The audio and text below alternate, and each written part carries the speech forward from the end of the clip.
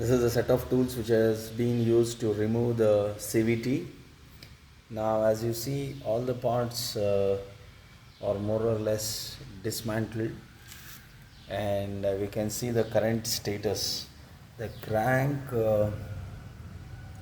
is basically very dirty. Looks like it's not been serviced for some time.